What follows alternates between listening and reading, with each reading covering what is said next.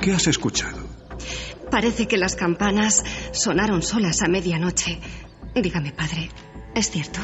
Al sentir el alboroto me compuse de inmediato y junto a ellos y otros vecinos registramos la ermita palmo a la luz de unas velas. Que el Señor me lleve si no estaba cerrada conciencia. Pero dígame, ¿qué cree usted que augura este milagro? Lo ignoro, pero barrunto que nada bueno ha de traer. En fin, padre, yo venía a solicitar su beneplácito para bautizar a la niña. Mi Antoñita tiene ya 3 meses y no quisiera dejar pasar más tiempo. La gente, ya sabe, empieza a murmurar. Y por lo que sé no les falta motivo. ¿No es así, María?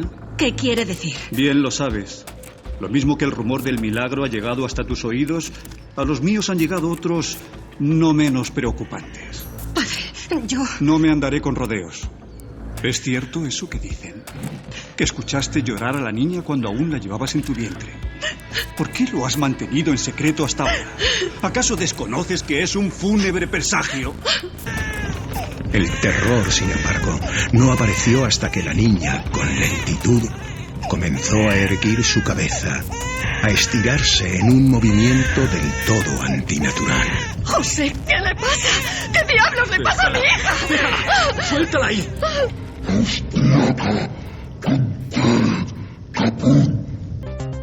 Estos acordes que estáis escuchando tienen su historia misteriosa y extraña.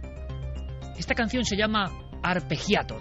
Jean-Michel Jarre y sus notas fueron, de alguna manera, un viaje, una especie de antesala, una aproximación a un mundo hermético en general.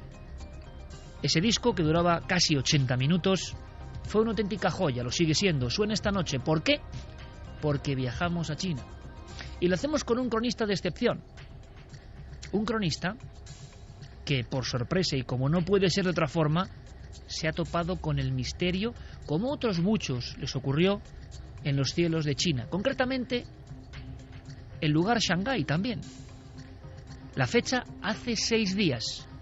OVNI misterioso en esa noche. Nos lo va a contar el propio protagonista. Javier Sierra, compañero, bienvenido.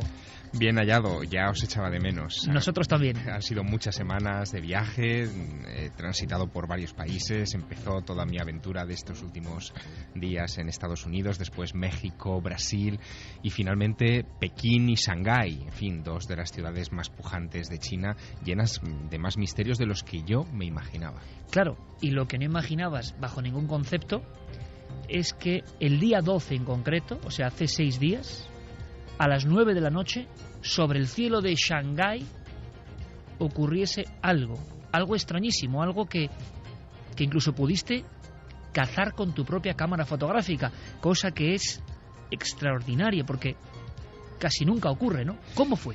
Bueno, déjame poner en situación a los oyentes. En Shanghái yo llevaba, de hecho llevo una especie como de cuenta permanente de los kilómetros recorridos desde que el pasado 4 de febrero empezara mi tour por España primero y después por otros países de mi novela del Ángel Perdido, y en Shanghái cumplía, yo estaba muy contento por ello, 100.000 kilómetros.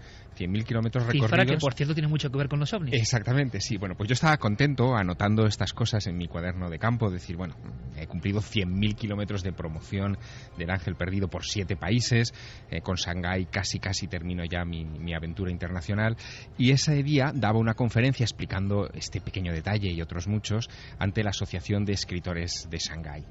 Lo último que yo podía imaginar es que, en fin, después de abandonar la Asociación de Escritores y de acercarme un momento al Bund, que es el río desde el que se ve en la otra orilla ese Shanghái pujante de los rascacielos nuevos, de esa especie de Nueva York del siglo XXI que impresiona a cualquiera que lo ve, lo que yo no podía imaginarme es que después de ese paseo y de esa conferencia en la Asociación de Escritores de Shanghái, al ir corriendo a mi hotel a una entrevista que tenía pendiente con el Shanghai Weekly, con uno de los semanarios más importantes de la ciudad, al bajar del taxi, acompañado de 2 de mis editoras, de la editorial Shanghai 99, de mi mujer y del taxista, bueno, pues al bajar de ese vehículo en mi hotel, un hotel lujoso en el centro de Shanghái, de repente contemplo cerca de la luna, a unos 2 palmos por encima de ella, una especie como de mancha verde, una hendidura, como si alguien gigante hubiera clavado su uña en la negritud del cielo y por allí se dejara ver un color muy vivo, verde, casi fosforescente, que me llamó inmediatamente la atención. ¿Todos lo visteis?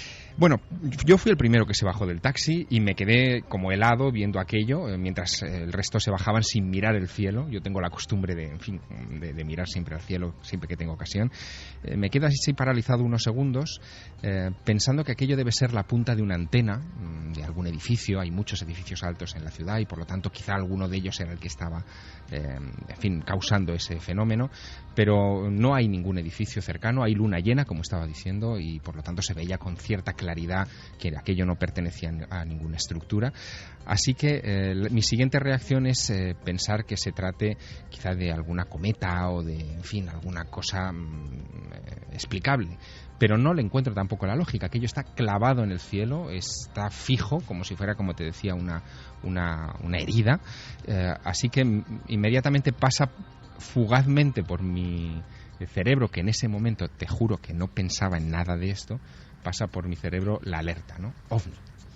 Yo llevaba una mochila al hombro de lona, donde suelo guardar, cuando hago este tipo de viajes, pues mi cámara fotográfica y algunos aperos más.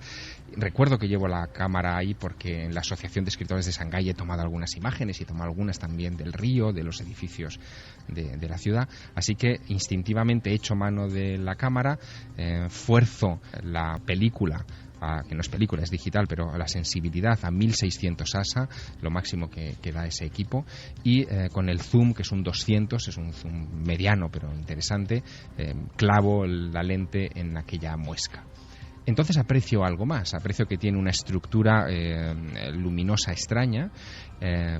Tomo varias fotografías, después descubriré al final de aquella aventura que fueron 21 las fotos que tomé en 4 minutos. ¿Hiciste 21 imágenes del OVNI? 21 imágenes de aquello. Aquello que estaba fijo comenzó a moverse y lo que me pareció todavía más sorprendente es que comenzó como a aletear. Me dio la sensación de ser una especie de medusa. Por un momento pensé que era algo vivo. Llegué a bromear incluso con mis editoras, comentándole, hombre, estamos viendo un dragón, podía ser un dragón chino, ¿no?, de estos que hablaba todas las crónicas antiguas chinas. Ellas se miran un poco perplejas. Una me dice, bueno, claro, tanto hablar de misterios y finalmente nos hemos tropezado con el misterio. La otra no me hace demasiado caso, está más preocupada del periodista que me está esperando de Shanghai Weekly dentro del hotel, así que se va a por él. Yo le digo, por favor, dile a ese periodista que salga, porque tiene que ver esto. Así que tomo otra serie de imágenes más. O sea, que son varios minutos, Javier, delante de aquella cosa verde. Yo calculo que unos 5 o 6 minutos por lo menos, hasta que finalmente aquella muesca verde, como te digo, comienza a descender, a moverse un poco, a aletear, bueno, yo distingo en un par de ocasiones como si hubiera algo ahí alrededor, y finalmente pues se va alejando hasta que desaparece, es decir, se lo traga como la noche, ¿no? No vuelve a dar señales de vida. De hecho, en la entrevista que después tendré con el periodista yo se lo comento, porque el hombre no ha salido.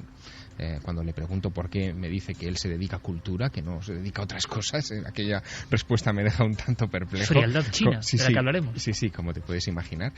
Y cuando termino la entrevista, lo primero que hago es salir otra vez al jardín del hotel a ver si volvía a encontrarme con aquella muesca verde. Ni rastro, no había absolutamente nada. Se lo había tragado definitivamente la noche china. 1:42, viaje a China. Santiago Camacho, buenas noches, compañero. Buenas noches, sí. Vamos a visitar, ¿cuál es la región más prohibida, más llena de secretos, donde últimamente, y incido en eso, últimamente parece que pasa de todo? Pues está cerca, casi de la frontera con Mongolia, en la zona oeste de China, se llama Xinjiang. Y efectivamente allí pasa de todo y efectivamente es una región prohibida. Es una región prohibida por muchas razones. Tiene muchos misterios de los que hablaremos. Es curiosamente el equivalente a la Nevada, al estado de Nevada en China. Es donde se han tenido lugar las pruebas nucleares, donde hay la mayor concentración de bases militares secretas. Y además encima es una región que, bueno, con la etnia nativa, el gobierno chino tiene serios problemas porque hay un importante movimiento independentista que una y otra vez es reprimido y no les gusta que haya occidentales o extranjeros en general pululando por allí. Seguro que muchos amigos y amigas que escuchan nuestro programa en todas las partes del mundo, y creo que ahora Javier nos va a dar una sorpresa, se acuerdan en las noticias de esa especie de, telaraña terrestre, surcos, caminos, pistas, nadie sabe qué, pero algo que parecía como un poco secreto y que los satélites de Google Earth habían localizado. ¿Sabemos algo más de todo eso? Está precisamente en la misma zona que se habla de las pirámides chinas míticas y de otras muchas historias de la antigüedad y de lo que parece presente. Comenzamos. En nuestra nave estamos todos preparados para iniciar un viaje a ese mundo todavía hermético, prohibido y seguro que fascinante. Con Carlos Largo, por supuesto, Fermín Agustí, nuestro compañero Geray Martínez en los mandos técnicos y Carmen, a la que saludamos ya en su habitáculo envuelto de libros y con buenos guardianes. Ahí está nuestra compañera para abrir las líneas de contacto. Por cierto, que había una encuesta, fíjate, Javier, los tiempos están cambiando, habrá que hablar de eso. Doy un dato más, hoy es el último programa del año, hoy es el último programa, ya no volveremos hasta el 2012, si Dios quiere. Tenemos 2 semanas en las que habrá especiales en la cadena SER, así que hoy nos despedimos de todos vosotros. Si tenéis quizá cosas que preguntarnos o queréis mandarnos algún mensaje de una forma especial, pues en la tercera hora haremos cosas muy interesantes. Va a haber además dramatización, creo que vamos a disfrutar, pero había una encuesta muy curiosa lanzada sobre si se escuchaba más o cómo escuchaba nuestro público Milenio 3 a través del receptor de radio o de internet. Hay sorpresas y por supuesto vías abiertas con encuesta nueva. Carmen, buenas noches. Buenas madrugadas, Iker. ¿Cómo va todo por ahí? Muy bien, me imagino. Todo fenomenal. Cuéntanos. Mira, estaba escuchando a Javier. Hola, Javier. Hola, muy buenas noches, Carmen. Hola, Santi. Buenas noches. Y escuchando a Javier, yo recordaba que esta misma semana había sacado una noticia de un exministro chino, Sun Xili, que dice que los extraterrestres están caminando entre nosotros. Y hablabais de pirámides chinas. Ajá. Y luego, si queréis, os lo comento. Porque asegura este exministro, que ha tenido acceso a información confidencial, que se esconde algo bajo un misterioso complejo que es una de esas pirámides. En concreto, la pirámide de Xiangyang. Yo no lo pronuncio muy bien, pero luego, si queréis, lo comentamos. Esta noche vamos a meter mucho la pata pronunciando nombres chinos. Bueno, tú ya sabes un poco de chino. Algo. Pues me parece fantástico, Carmen, porque esas 2 noticias, esos 2 epicentros del misterio, ovnis y pirámides, van a ser clave. Abrimos líneas de contacto. Abrimos líneas de contacto y también la encuesta de la semana, Iker. El debate de la semana en Milenio 3. La pregunta, ¿crees que China dominará en breve el mundo? Ya han votado muchas personas y nos dicen que sí el 60,5%. Contra el no un 39,5%. Por cierto, la encuesta de Internet acabó como cerca de un 75% o por ahí, ¿no? Más o menos. Eso es, 75% que nos escuchaban a través de Internet. Bueno, pues me comenta ahora mismo nuestro compañero Carlos Largo que en muy breves instantes estarán algunas de las pruebas, de las fotografías que logró obtener Javier Sierra, que creo que es un testigo de excepción de ese objeto volante identificado. Cierto es que en Shanghái habían pasado algunas cosas y cierto es que los informativos, lo escuchamos, Javier, hablaban de ovnis. Bueno, hablaban de ovnis, pero vinculado a algo que yo pensé que podría ser una de las explicaciones del fenómeno, porque se hablaba de un falso ovni que fue visto 2 meses antes, casi exactos, el 14 de octubre de 2011, cuando varias cometas iluminadas por LEDs, por, en fin, estas luces tecnológicas de última generación tan llamativas, habían sido confundidas con ovnis en Shanghái y en los alrededores. Si te parece, escuchamos ese boletín de noticias y lo comentamos. Lo escuchamos. El pasado lunes por la noche en Shanghái muchos habitantes se congregaron intrigados alrededor de unas extrañas luces que volaban por el cielo. Sin embargo, el avistamiento ovni era provocado realmente por cometas equipadas con luces LED. Siento curiosidad por el objeto, no sé qué puede ser. Se mueve como un avión y cambia su color de rojo a verde alternativamente. Las cometas son muy grandes, miden casi 6 pies de ancho y tienen unas 280 luces LED. Iban haciendo como flashes de luz de diferentes formas y estampados. Estas cometas brillantes son mucho más fáciles de descubrir que otras muchas estrellas por la noche. Y en ese ambiente, Javier, 2 meses antes, estas cometas, ¿crees que esto no tenía nada que ver? Bueno, yo estoy casi seguro. Estas cometas son unas cometas que están muy de moda en estos momentos en China. Cuestan el equivalente de unos $500, es decir, no estamos hablando de un juguete barato ni muchísimo menos, y han sido utilizadas en algunas fiestas y en fin, algunos eventos de este tipo, de los que son, en fin, muy habituales en esta ciudad, la más poblada de China. Pero ninguna alcanza la altitud a la que estaba este objeto. Yo calculo, estaba por encima de la luna llena, yo calculo que debía estar a unos 65 grados, digamos, de arco del horizonte, o sea, muy muy alta. Ninguna puede estar estable durante mucho tiempo en el cielo, y yo la vi estable durante bastante, y desde luego el tipo de luminosidad de los LEDs no se parece en nada al tipo de luminosidad verdosa que vimos todos y que, en fin, aparece en las imágenes que pronto podrán consultar. Porque es que además es un verde tremendo, con una fuerza extraordinaria. Verde tremendo, y verde yo lo llamaría bulboso, porque da la sensación de que son como esferas de luz unidas entre sí, como, no sé, como huevos, digamos, unidos entre sí de una manera muy, muy, muy extraña. Lo curioso es que, Iker, antes de estas observaciones de las cometas que dieron pie a este boletín informativo en la televisión local de Shanghái, en el pasado mes de agosto, la palabra ovni aparecía en los grandes titulares de la prensa de la zona. Yo esto lo descubrí después de mi observación, cuando empecé a hacer preguntas por allí, a ver si entre los periodistas que aquellos días me estaban entrevistando sabían algo de ovnis en los cielos de Shanghái, y uno de ellos me remitió algo que había ocurrido este verano, en agosto, cuando un piloto civil, en concreto el piloto del vuelo CZ6554, observó una esfera luminosa a unos 10.000 metros de altura sobre Shanghái cuando él estaba aterrizando en el aeropuerto local. Hay 2 aeropuertos en Shanghái, uno internacional y uno para vuelos domésticos, pues en el aeropuerto local, y en su propia página web el piloto, que dio todos los detalles de este avistamiento, dijo que le calculaba un diámetro, pásmate, de más de 50 millas. Estamos hablando, en fin, de casi 60 kilómetros de diámetro. Un objeto que él vio durante un cierto tiempo, durante un par de minutos, y que fue observado por otras 10 tripulaciones de aviones, testimonios los cuales terminaron llegando en los siguientes días a la prensa. Vamos a dar un paso más. Me confirma Carlos Largo que nuestro compañero analista informático Guillermo León ya está. Y yo no sé si en este instante ya tenemos en la página web, en ikerjimenez.com, las fotografías obtenidas por Javier Sierra. Sabéis que tenéis diferentes vías de contacto, como siempre dice Carmen, la web, ikerjimenez.com, y por supuesto Facebook y Twitter de La Nave del Misterio, que es donde nos vais a encontrar siempre. La Nave del Misterio en Facebook y en Twitter, con todas las actualizaciones y detalles. Conectamos con Sevilla. Guillermo León, compañero, buenas noches. ¿Qué tal, compañero? Bueno, conexión directa porque son fotografías cuando menos curiosas, sobre todo porque el testigo es uno de nuestros compañeros. Yo no sé, a bola pluma, Guillermo, ¿qué puedes contarnos de esta extraña figura verdosa sobre los cielos de Shanghái?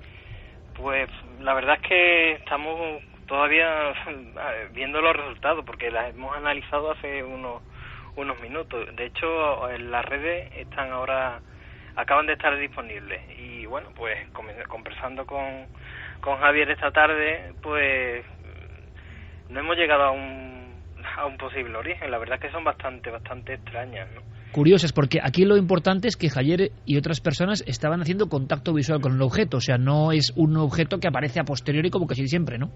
Exactamente. Incluso, bueno, verán nuestros oyentes que las fotografías no tienen. Yo le reclamaba a Javier alguna fotografía que tuviera algún elemento, una referencia visual, ¿no?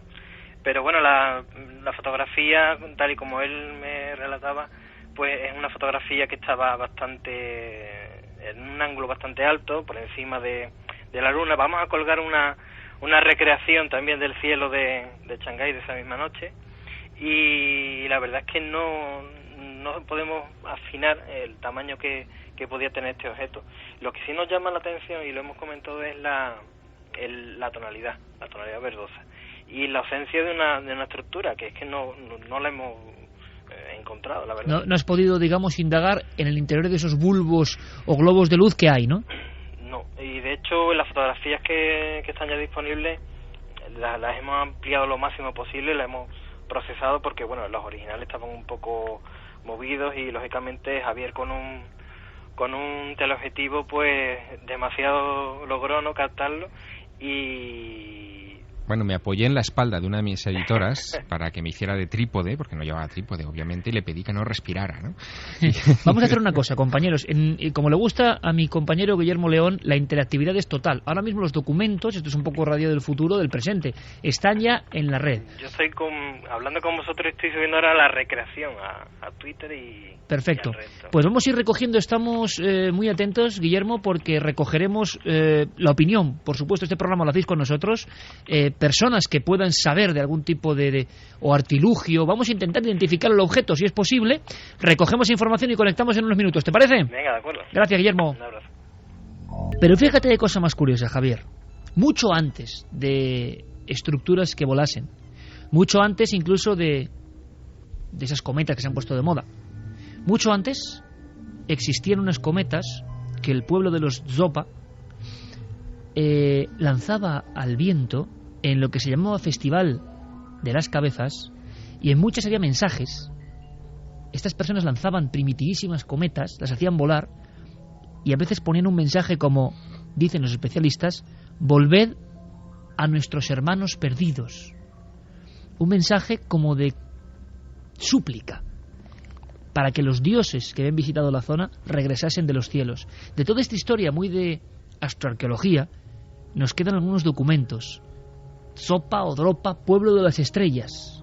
Es una curiosa conexión entre el futuro, lo que ha pasado hace 6 días, y algo que parece muy asentado en la mente de los chinos y en la antigüedad. La visita de algo exterior con forma antropomórfica. Bueno, a raíz de esta experiencia insólita en los cielos de Shanghái, que ahora pueden contemplar por primera vez nuestros oyentes esta noche a través de las redes sociales y de ikerjiménez.com, vamos a dar un salto en los orígenes del misterio de los ovnis visto desde la perspectiva oriental. Pocas veces se hace.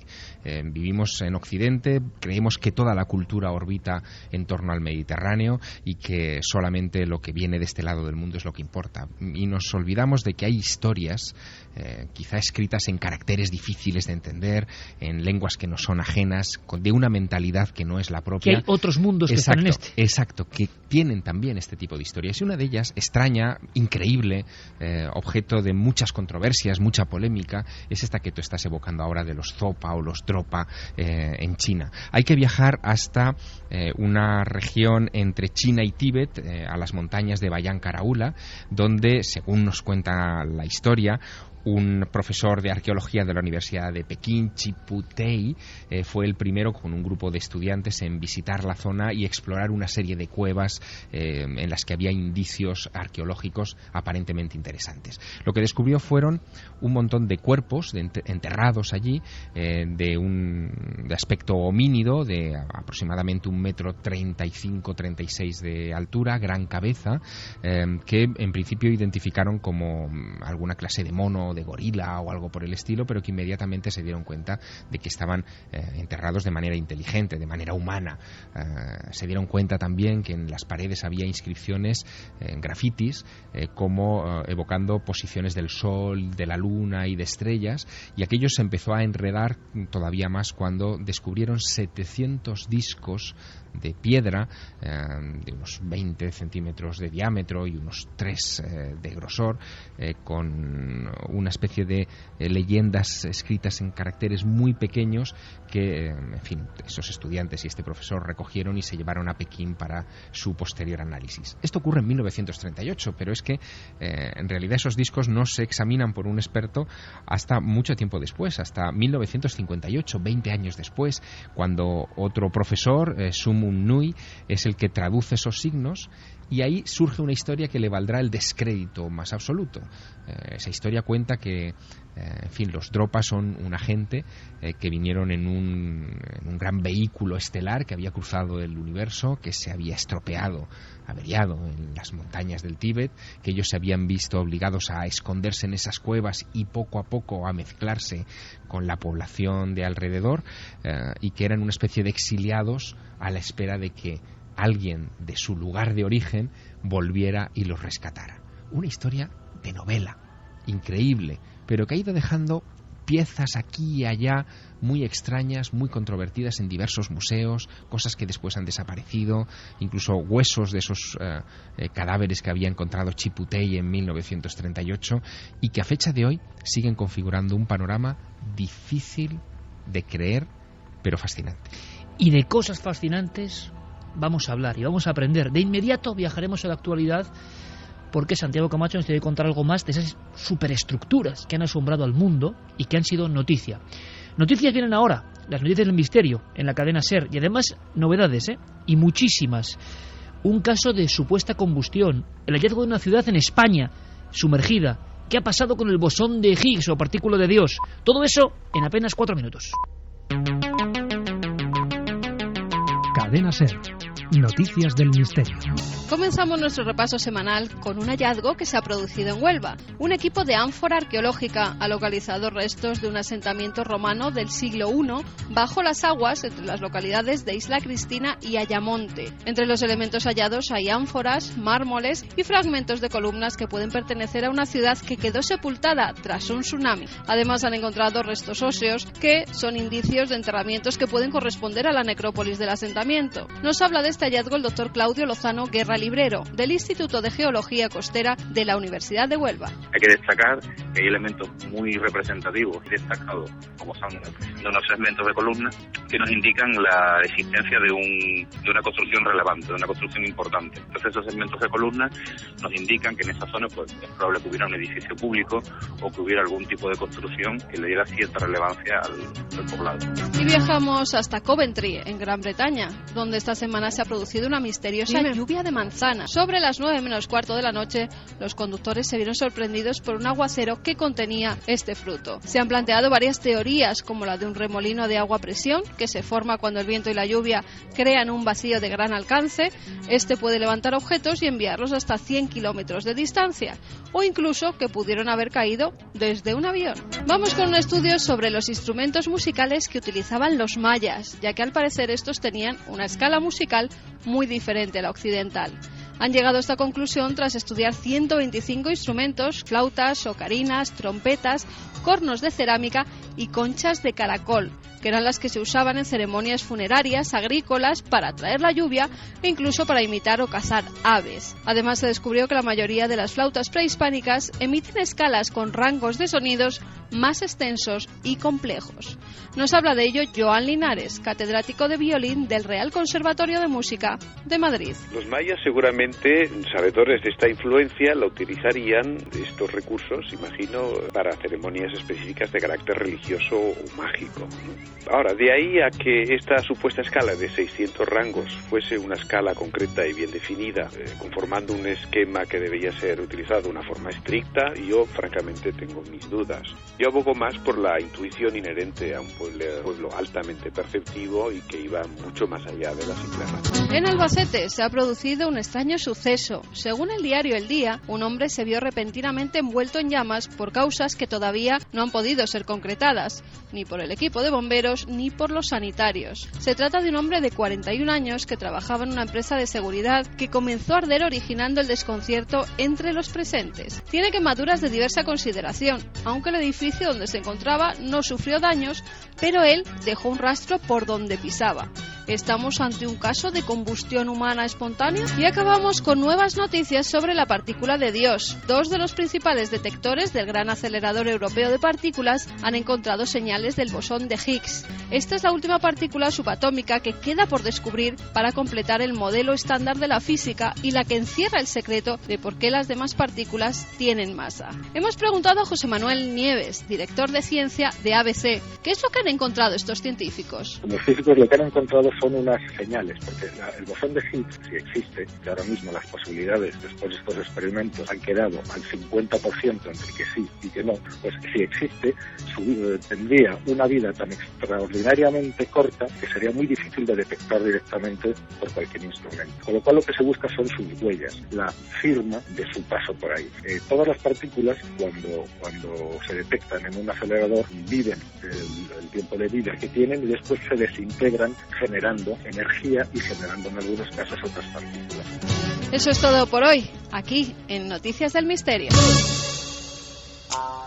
2:05. Regresamos para volver a entrar en ese gran rincón del mundo, inmenso, con zonas de misterio. Y hablando de misterio, el último misterio enigma chino, que hay tantos como para hacer muchos programas, nos llega de esa zona que describía Abuela Pluma Santiago Camacho, una zona muy concreta del gigante.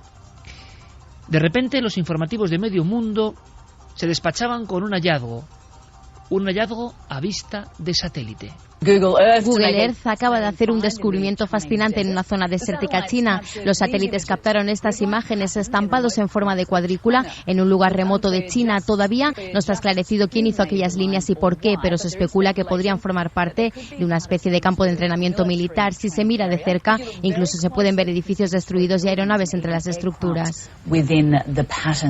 Entramos de lleno en el mundo de la conspiración en China, que es un mundo, bueno, es un vergel de historias no muy bien conocidas, porque luego Javier nos tiene que contar cosas y podéis preguntarle, por supuesto, porque viene con sensaciones encontradas y curiosas, como de haber visitado eso, otro planeta distinto, pero con enorme poder e influencia sobre el resto. Santiago, ¿qué sabemos de esta estructura? Sabemos que algunos primero pensaron que eran dibujos tipo Nazca, luego la aproximación comprobó que era algo mucho más metálico y real. ¿Qué sabemos a día de hoy? Porque se ha dicho de todo. Se ha dicho de todo y además poco a poco, sobre todo en Occidente y especialmente en Estados Unidos, es que China se está convirtiendo casi en la nueva Unión Soviética. Está despertando los mismos recelos casi de la Guerra Fría, está despertando la misma inquietud.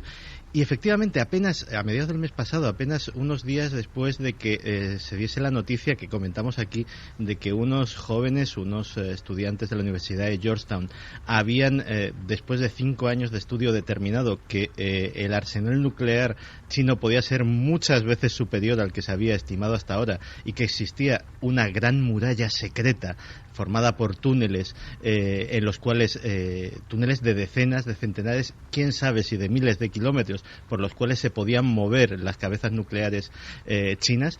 Pues de repente observadores completamente aficionados haciendo aquello que hemos visto aquí muchas veces de mirar Google Earth a ver qué te encuentras, de repente se encuentran con esto en mitad de Xinjiang, muy cerca del desierto del Gobi, muy cerca de la frontera con Mongolia. La zona más misteriosa. La zona más misteriosa, la zona más prohibida primero porque hay una gran cantidad de instalaciones militares sensibles, prohibida porque hay una etnia, los uigures, que digamos que se consideran y son étnicamente diferentes al resto de los chinos, consideran aquello su territorio y pues como sucede con los kurdos y con tantas otras etnias, tienen un movimiento independentista importante que no es tolerado por las autoridades de Pekín.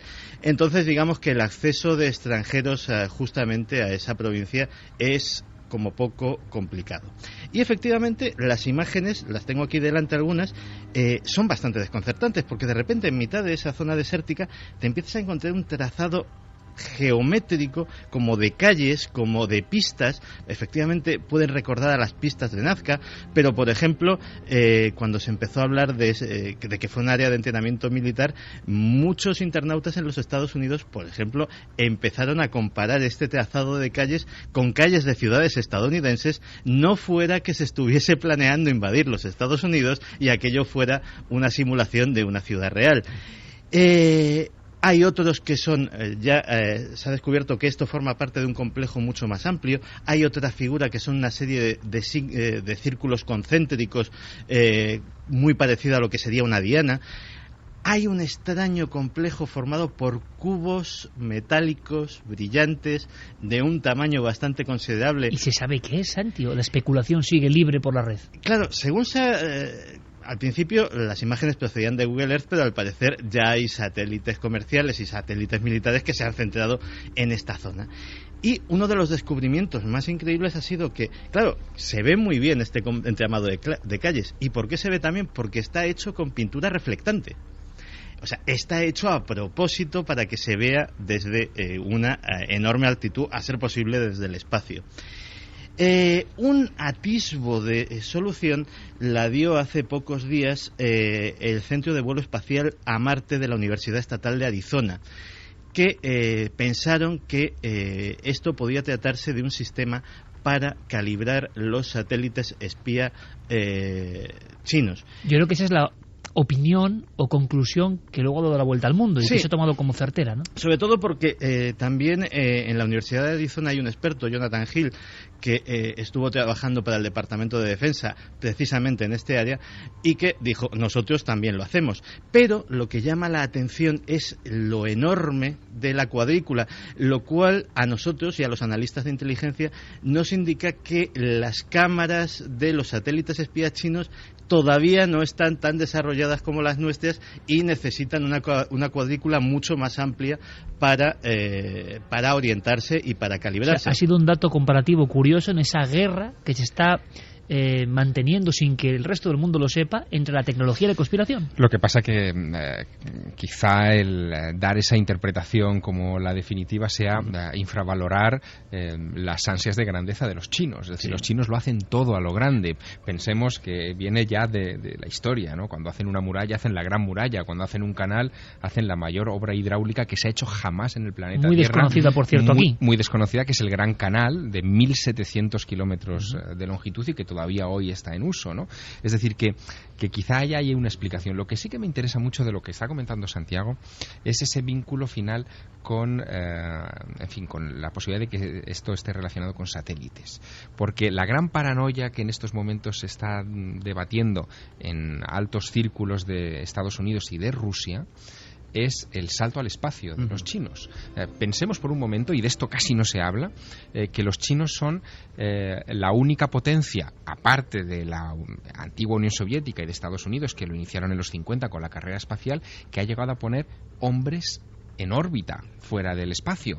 Esto ocurrió en 2003, cuando una de sus naves, la Shenzhou 5, bueno, Shenzhou significa bajel divino, colocó en órbita al coronel Yang Liwei, que es el Yuri Gagarin de los chinos y cuyo nombre en Occidente nadie conoce. En cambio, en China sí que es muy conocido. También, en fechas relativamente recientes, en 2008, en septiembre de 2008, lograron que uno de esos taikonautas, que es como ellos lo llaman, saliera de su vehículo y diera un paseo extravehicular en órbita, que era algo que los americanos y los rusos consideraron su gran hazaña allá por 1965. Es decir, que esta gente que ha empezado un programa espacial hace 4 días, 1992 para ser exactos, van a gran velocidad. Su misión es construir una estación espacial suya propia, que no tiene que ver con la estación internacional que ahora mismo está en órbita, y bueno, no sabemos hasta dónde van a llegar, porque algunos hablan de que existe ya un programa secreto para poner un taikonauta en la Luna. Y efectivamente, como muy bien decía Javier, quedarnos con esta explicación de final puede ser un poco prematuro. Y hay un precedente que no estaba muy lejos. De hecho, en Cuarto Milenio lo llegamos a comentar una vez, hablando precisamente de imágenes curiosas de Google Earth, porque también en esta región, un buen día, otro aficionado descubrió un enorme cuadrado que tenía una serie de características muy extrañas, un enorme cuadrado de varios kilómetros de lado, y que también suscitó muchísimas especulaciones. Cuando finalmente se descubrió lo que era, claro, fue una gran sorpresa por 2 cosas: por el tipo de estructura que era y por cómo funciona la mentalidad de los estrategas y de los militares chinos. Era una representación a escala de la zona del Himalaya fronteriza entre la India y China, con las montañas hechas a una escala en la que un hombre podía pasearse entre ellas, montañas de 10 metros, de 5 metros, dependiendo de su altura, y que era donde, por lo visto, se entrenan miembros de las fuerzas especiales, generales chinos del alto mando, para planificar el plan de contingencia con el que ahora mismo es su gran rival en la región, que es la India. Las tensiones entre los dos países no son 100% buenas, digámoslo así, no son unas relaciones idílicas, ni muchísimo menos, y estaba prácticamente para trazarlo con el dedo, mirando cada risco, cada acantilado, cada paso de las montañas, con un detalle absolutamente primoroso, hecho en un cuadradito de 3-4 kilómetros de lado, donde estos señores pues se pasean y hacen aquí, pues vamos a colocar un puesto de observación, aquí colocaríamos un comando, aquí una batería artillera. Hablando de montaña, Santi, porque es una pregunta constante, yo no sé qué sabemos en diciembre de 2011. Hablaba Carmen y ahora que nos cuente de algunas declaraciones de un ministro chino asegurando que había unos tesoros ahí. No sé si en titulares o en una ficha para aviso a navegantes podemos definir qué es eso, yo no sé si mito, y también me gustaría saber qué se dice en China, de las pirámides. Pirámides chinas que encima no puede ser otro lugar, tienen que estar en esa misma región. Pues efectivamente, no puede ser en ningún otro lugar, sino que están precisamente ahí, en Xinjiang.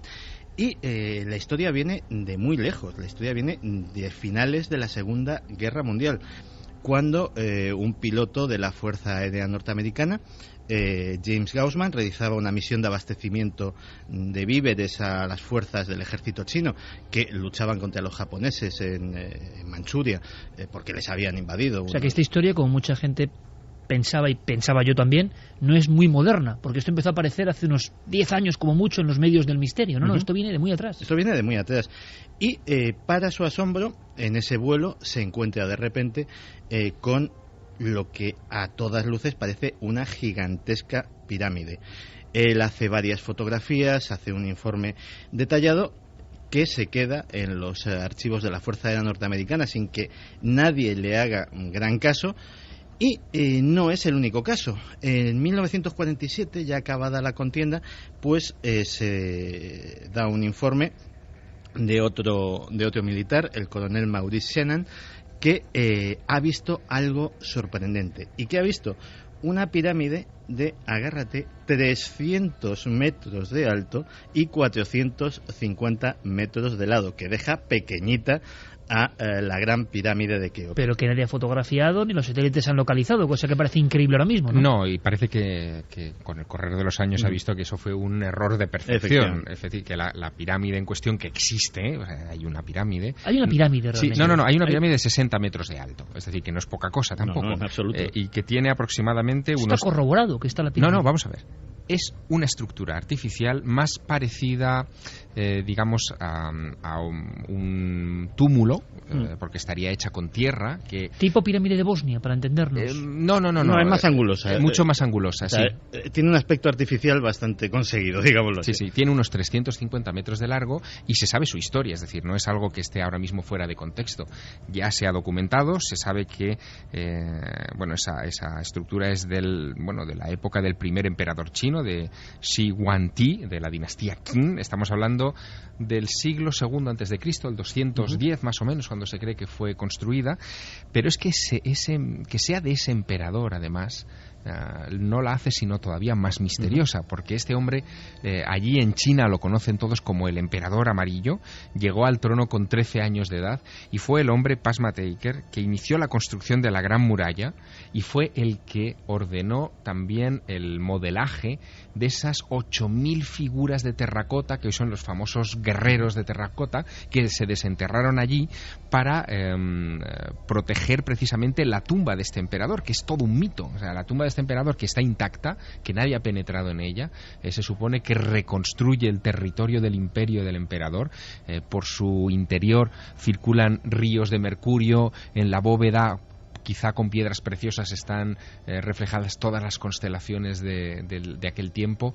Infinidad de tesoros se cree que fueron enterrados allá. ¿Y este emperador hizo esa pirámide? Y ese fue el que hizo esta pirámide. ¿Con qué objetivo? Pues mira, alrededor de esa pirámide existen aproximadamente un centenar, hablan hasta de un centenar de estructuras parecidas en un área también de unos 100 kilómetros a la redonda, aunque hay pirámides en otras latitudes. Precisamente, pues mira, el mes pasado, en la región de Ningxia, hay unas pirámides de los siglos XI al XIII, es decir, muy posteriores a la de este emperador de la dinastía Qin. Están en el noroeste de China, pertenecen a la dinastía Xia, y las autoridades, en fin, de la región, de la ciudad de Sichuan, han pedido que UNESCO las declare Patrimonio de la Humanidad, y probablemente lo harán antes de 2015. Pero esto tiene que ver con esas míticas pirámides de las que tanto se hablaba, casi en una alineación como las de Egipto, que se habló de ellas, gigantescas, o no tiene nada que ver. No, es la misma historia, efectivamente. Hay dos cosas curiosas en esta historia. Una de ellas es que, al contrario de lo que sucede en otras latitudes, que parece que todo el mundo está como muy ansioso de tener pirámides, los chinos niegan completamente su existencia. Oficialmente las pirámides de China no existen. No hay ningún tipo de pirámide y el gobierno está perfectamente concienciado con eso. Lo que sucede es que efectivamente ya esas estructuras sí se pueden ver por Google Earth, efectivamente matizando su tamaño. Pero en China sabes que no se puede acceder a Google, ¿no? Ahora me cuentas por qué en China no se puede acceder a Google y más cosas, que has comprobado en persona. Y en cuanto a la datación, hay una pequeña controversia, pero que es fascinante y que le aporta un plus de misterio. En la década de los 70 un equipo británico consigue colarse de rondón en la provincia diciendo que se iban a dedicar a cualquier otra cosa, que eran miembros de una ONG o cualquier excusa por el estilo, y examinan la estructura. Efectivamente llegan a la conclusión de que se trata de una pirámide o de una estructura artificial, de que efectivamente aquello no es un efecto óptico de la naturaleza, sino que es algo construido por el hombre. Hacen una pequeña excavación y encuentran una daga. La daga la sacan de contrabando del país y acaba, como tantas cosas sacadas de contrabando de muchos países, en el Museo Británico, donde hacen una datación. Y la fecha que les sale es sorprendente, porque esa daga sería muy anterior incluso al propio emperador amarillo, 8.000 años de antigüedad. O sea, puro neolítico. Y es puro neolítico en una época en que al mítico Otzi de los Alpes le faltaban miles de años todavía por nacer, en que las culturas occidentales pues evidentemente estaban a años luz y que nadie hacía dagas. Efectivamente. Ese es el gran misterio de esa pirámide, que no existe según el gobierno, y de esa daga que está allí en una vitrinita del Museo Británico esperando que alguien encuentre la solución al enigma. Y a las 2:22 me gustaría añadir, ¿qué ha dicho ese ministro chino, Carmen, que se ha pronunciado en torno a un secreto hundido en esta tierra de misterios? Sí, se ha pronunciado además porque, fíjate, en esta ocasión sí que es el propio gobierno chino el que está estudiando la pirámide de Xiangyang, que así se llama, porque creen que es una estructura construida por alguna civilización, pero no saben por cuál. Ahora mismo hay un equipo financiado por el gobierno que está explorando esa pirámide. O sea, que de cara afuera dicen que no hay nada y luego ellos investigan. Efectivamente, es que además yo tengo delante las fotografías, se parece mucho a las pirámides mayas porque tienen arriba lo que ellos llamarían una pista de aterrizaje. No es como las pirámides de Egipto que acaban en punta, sino que esta está Roma, tienen como un cuadrado arriba, y están estudiándolo porque han encontrado además una especie de tuberías que se adentran en esas pirámides, lo cual le da todavía más extrañeza a esa construcción que creen que puede ser humana, pero de la que no saben absolutamente nada. Cuidado con el ministro, porque es el mismo que ha dicho, que igual tiene toda la razón en todo, no lo sé, pero que es el mismo que ha dicho que poco menos que la quinta columna ya está aquí, ¿no? Que hay sí, que están entre nosotros. ¿Lo ha dicho así de claro? Sí, que los extraterrestres están además en todas las capas de la sociedad, lo ha dicho así de claro. ¿Muy en el estilo de China, Javier, o no? Algo sí. De hecho, los chinos nunca han sido muy beligerantes con la idea de los extraterrestres. Ha habido en el pasado, años 70, 80, informaciones sobre ovnis que han llegado incluso a Occidente con el apoyo de autoridades que han dicho que eso podían ser, fruto de una tecnología extraterrestre. E incluso analizando crónicas antiguas donde hay muchísimas alusiones a perlas luminosas, a carros celestes, en fin, a todas estas cosas que encontramos también en las crónicas de Occidente. Cuando son examinadas por historiadores, los historiadores no tienen demasiado reparo en admitir que puedan estar conectadas a presencias extraterrestres. Hay dos cosas muy importantes, Javier, sí. Simplemente que es que el asunto de los ovnis comprobamos que es universal y en todas las culturas, como universal es la forma piramidal. Da la impresión de que ya no hay duda de que prácticamente en todos los rincones del mundo se hacían pirámides por algo que se nos antoja lejano. Sí, lo que es muy curioso de este asunto, en concreto el de las pirámides, es que, mira, una de las cosas que hice en Pekín, precisamente, después de visitar la Ciudad Prohibida y algunos otros lugares así con cierto misterio, fue el escaparme al Museo Nacional de China, al Museo Nacional Chino en la plaza de Tiananmen, precisamente para ver cómo ellos interpretaban en clave de exposición, en fin, para sus propios ciudadanos y para los visitantes, la milenaria historia china. La historia china en las vitrinas del Museo Nacional Chino empieza en torno al 5000 a.C., con la tumba de un personaje que es descrito como tumba con dragón y tigre, ahí representados con conchas. 5000 a.C. 5000 a.C. hay un personaje enterrado de aspecto alto, es decir, de unos 76 o 77 de altura, que ya desconcierta mucho para esa época, rodeado de dos... Es un gigante para esa época. Es un gigante para esa época, efectivamente, rodeado de dos representaciones encastradas en el suelo, hechas con conchas de mar, una de un dragón y otra de un tigre. Lo fechan en una época que es la cultura Yangzhou, que sería la que estaría más o menos en torno a la fecha de construcción hipotética de esa daga que nos estaba contando antes Santiago. 8000 años. Pero no hay ni rastro en ese museo de las pirámides. No hay ninguna reconstrucción, ninguna fotografía, en fin, es como un hueco que hay en la interpretación del propio pasado chino. No, como decía Santiago, no las tienen en consideración, al menos en la lectura oficial en el impresionante Museo Nacional de China. Y en ese museo que has visitado, Javier, y que podemos visitar contigo gracias a tus palabras, porque desconocemos tanto, esa es la gran impresión que tenemos, ¿no?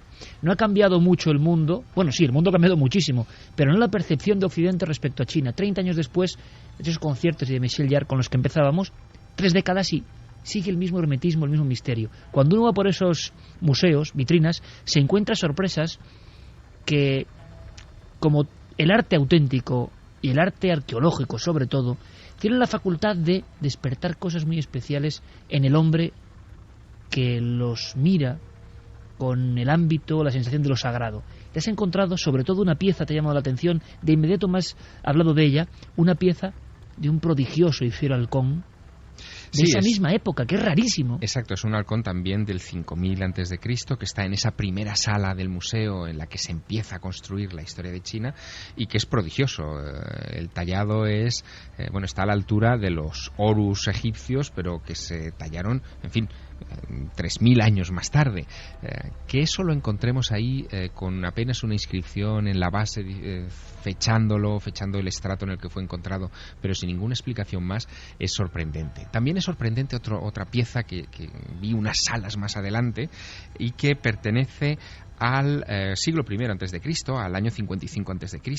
Es algo que seguro que muchos de nuestros oyentes habrán visto en algún libro de texto, cuando a veces se cita alguna cosa de este estilo en alguna revista, pero que al ver el objeto real a mí me impactó.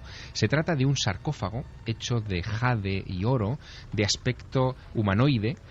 Son pequeñas planchas que configuran todo el perfil de un ser humano, desde la cabeza, los hombros hasta los pies, todo perfectamente envuelto en jade, y que me hizo durante un tiempo meterme en el misterioso, y eso daría juego para incluso un programa entero, en el misterioso mundo del jade.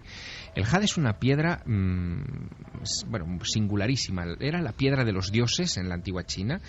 Sabes que en China no se la llamaba así. El nombre de jade se lo dio un médico sevillano en el siglo XV, Nicolás Monardes. Él usaba la piedra a raíz de los primeros intercambios comerciales con China para curar enfermedades de riñón, y la llamaba la piedra de Hijada, de ahí viene lo de jade, pero en China se le llama bi.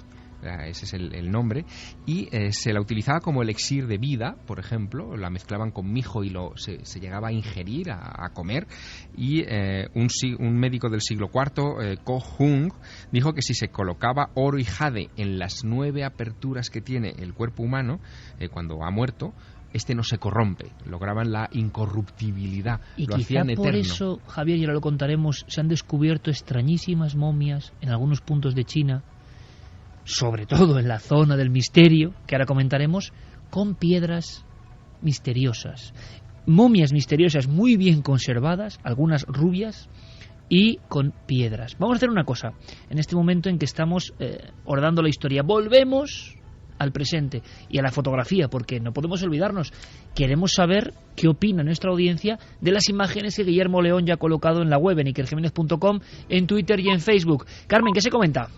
Pues mira, María Amaro nos dice tiene forma de ala delta, aunque me recuerda a algún tipo de avión militar por el perfil de las alas, como un Nighthawk, un avión de espionaje, dice ella. ¿Será una nebulosa tóxica o radiactiva? Isabel Muñoz se lo preguntaba. Es por eso, a la Delta, avión espía, nebulosa tóxica. Tres cosas totalmente distintas. Está muy bien, ¿no? La percepción humana. Hay más. Aisha dice, hola milenarios, tiene forma de boomerang y se distinguen como luces circulares en cada lado de este. Son increíbles. Tomás Gil, un boomerang luminoso es lo que parece realmente, pero a saber qué es exactamente. Alberto Aillón, ¿no es posible que sea algún tipo de iluminación proyectada al cielo? Con la elevada contaminación que hay en Shanghái, no creo posible que sobreviva ningún dragón. Nos lo pone como anécdota. David Gila Blázquez dice, no tiene pinta de cometa de LEDs. Parece una estructura muy lejana y grande. Por cierto, no había visto nunca el término Ebony. Hablan del término Ebony en algunos otros mensajes. ¿Bien podría ser alguna nube de insectos o algo similar? Bueno, todas las ideas son interesantes, no sabemos lo que es, por eso es un objeto volador no identificado, pero lo cierto es que estuvo durante casi 4 minutos quieto, sin variar de forma. Fue en los últimos 2 minutos de la observación, en el momento en el que este empezó a modificarse, y cuando hizo esa especie de aleteo que a mí me llamó muchísimo la atención, hasta que finalmente se lo tragó la negrura de la noche de Shanghái. Claro, la foto es espectacular, ¿eh? O sea, sea lo que sea, el contraste entre ese cielo opaco y el verdor bulboso que decía Javier Sierra componen un cuadro misterioso donde los haya. Bueno, sea lo que sea. También de rods. Es imposible que sea un rod, ¿no? Un insecto que se haya colado. Lejano, ¿no? No, un insecto tan lejano no, porque eso estaba a una distancia, en fin, bastante considerable de nosotros, y estas imágenes se obtuvieron gracias a que llevaba el zoom encima, si no hubiera sido una muesca pequeña en el cielo. ¿Y qué más preguntan sobre China nuestros amigos y cómo va la encuesta? Pues sobre China opinan que hay que esperar al futuro. Los amigos chinos dominan el mundo ya, dicen que no hay que esperar. Paco ni 2016 Bullas, ni nada, ¿no? Que ya están dominándolo. José Bertomeu dice, trabajo en el sector de energías renovables y en Europa y el mundo entero tenemos un problema con el mercado chino, como en otros cualquiera. No creo que China llegue a ser la primera potencia mundial, ya que no es un sistema sostenible. Se basa en unas subvenciones del gobierno para poder hacer productos de bajo coste, pero no mucha calidad. Cierto es que tienen alta tecnología, pero no es lo que a ellos les interesa exportar. Un saludo, y va a ser triste no teneros hasta 2012. Bueno, son poquitos días. Os echaremos de menos también. Por cierto, que Santi ha hecho un gesto, no decir cuál, diciendo que no. Que eso no. Muy brevemente, Santi, por favor, ¿por qué no? ¿Lo de baja calidad te refieres? Sí, es que, vamos a ver, nosotros podemos tener muchos la falsa idea de que la producción china es lo que nos encontramos en los bazares regentados por orientales que todos tenemos casi en la puerta de nuestra casa, la mayoría de nosotros. Pero no nos olvidemos, cosas hechas con una precisión y una calidad, como los tablets que ahora mismo tenemos encima de la mesa, los ordenadores que están en nuestros despachos, los smartphones que llevamos en nuestro bolsillo, etcétera, etcétera. Eso no está hecho con baja calidad, está hecho con unos estándares de calidad absolutamente increíbles, y efectivamente es... Permíteme una anécdota que te contaba hace un momento. Creo que casi todos los oyentes saben que soy aficionado a tocar la guitarra eléctrica. Por cierto, que un día tienes que tocarla aquí, en vivo. No, es que ya está. O sea, lo has dicho, hay que tocarla. Bien, pues una importante firma norteamericana ha abierto su primera factoría en China. Ha sacado cuatro modelos y por probar me he comprado uno. Digo, voy a un precio absolutamente irrisorio, el más barato de toda la gama de esa marca, que pasan de 1.000 euros normalmente las guitarras que fabrica, y yo me esperaba, o casi confiaba de alguna forma, en encontrarme algo, bueno, pues un juguetito, lo miro, lo entretengo y luego lo pongo en eBay y lo vendo. Algo a nivel de lo que dice la leyenda, ¿no? Efectivamente. Los acabados, las pinturas, todo es de una calidad, de un primor que asusta, sobre todo asusta por el precio que ha costado. Si hay algo que yo he aprendido en esta visita a China es que los chinos no tienen ningún interés en conquistar el mundo. Ellos están a gusto donde están, produciendo lo que producen.